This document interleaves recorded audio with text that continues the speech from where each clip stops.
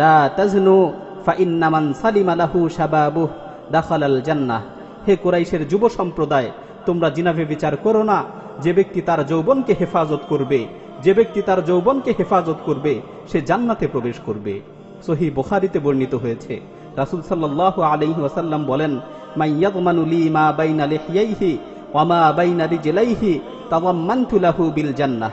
যে ব্যক্তি আমাকে দুই চোয়ালের মাঝে অবস্থিত জিহ্বা ও দুই উরুর মাঝে অবস্থিত লজ্জাস্থানকে হেফাজতের নিশ্চয়তা দিবে, আমি তাকে জান্নাতে প্রবেশের নিশ্চয়তা দিব। উবাদা বিন সামিত রাদিয়াল্লাহু তাআলা আনহু বর্ণনা করেন, রাসূল সাল্লাল্লাহু আলাইহি ওয়াসাল্লাম বলেছেন, ইযমালু লি সিত্তাম মিন আনফুসিকুম আযমানু লাকুমুল জান্নাহ, উসদুকু ইযা হাদ্দাসতুম ওয়া আউফু ইযা ওয়া'আদতুম ওয়া আদ্দু ইযা তুমিনতুম ওয়াহফাযু ফুরুজাকুম ওয়া গুদ্দু আবসারাকুম ওয়া কুফফু আইদিয়াকুম। রাসূল সাল্লাল্লাহু আলাইহি ওয়াসাল্লাম বলেন, তোমরা আমাকে 6টি জিনিসের ব্যাপারে নিশ্চয়তা দাও, আমি তোমাদেরকে জান্নাতে প্রবেশের ব্যাপারে নিশ্চয়তা দিব। সেই 6টি বিষয় হচ্ছে, তোমরা যখন কথা বলো তখন সত্য কথা বলবে, তোমরা যখন কোনো বিষয়ে ওয়াদা করো, তোমরা যখন কোনো বিষয়ে অঙ্গীকারাবদ্ধ হও তখন অঙ্গীকারকে পূর্ণ করবে, তোমাদের কাছে যখন আমানত রাখা হয় তখন আমানতকে ঠিক মতো আদায় করবে, তোমরা তোমাদের লজ্জাস্থানকে হেফাজত করবে, তোমরা তোমাদের দৃষ্টিকে সংযত রাখবে এবং অন্যায় কাজ থেকে তোমাদের হাতকে বিরত রাখবে। এই 6টি বিষয়ে যদি তোমরা আমাকে নিশ্চয়তা দিতে পারো, আমি তোমাদেরকে জান্নাতে প্রবেশের ব্যাপারে নিশ্চয়তা দিব। আল্লাহু আকবার। রাসূল সাল্লাল্লাহু আলাইহি ওয়াসাল্লাম কত সুন্দর কথা বলেছেন। রাসূল সাল্লাল্লাহু আলাইহি ওয়াসাল্লাম দৃষ্টিকে হেফাজত করতে বলেছেন, অথচ আজকে তোমরা এই দৃষ্টিকে খারাপ কাজে ব্যবহার করছো।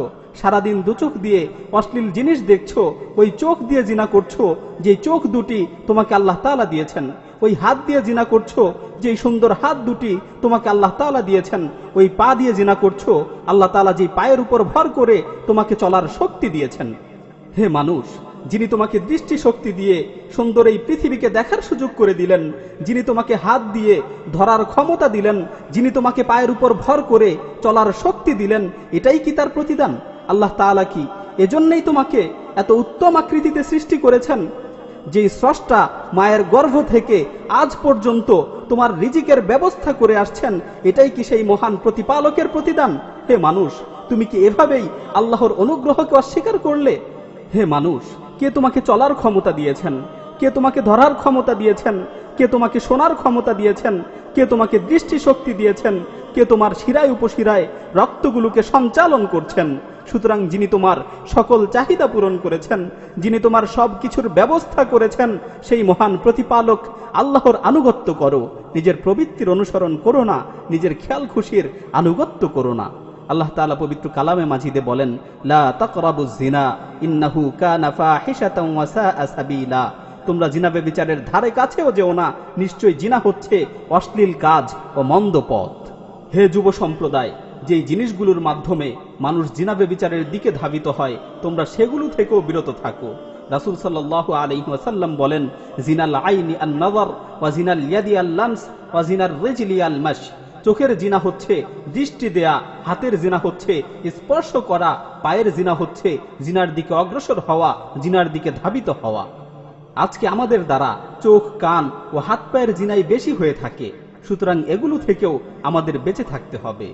হে আল্লাহ, আমাদের যৌবনকে হেফাজত করার শক্তি দাও, যৌবনের শ্রেষ্ঠ সময়গুলোকে তোমার দ্বীনের পথে ব্যয় করার তৌফিক দাও। হে আল্লাহ, আমাদের হাতগুলো যাতে এমন কাজেই ব্যবহৃত হয় যে কাজগুলোকে তুমি পছন্দ করো। হে আল্লাহ, আমাদের কান দিয়ে যাতে এমন কিছুই শুনি যেগুলোকে তুমি পছন্দ করো, আমাদের চোখ দিয়ে যাতে এমন কিছুই দেখি যেগুলোকে তুমি পছন্দ করো। হে আল্লাহ, আমাদের যৌবনকে হেফাজত করার তৌফিক দান করো। হে আল্লাহ, তোমার সন্তুষ্টির পথে আমাদেরকে পরিচালিত করো।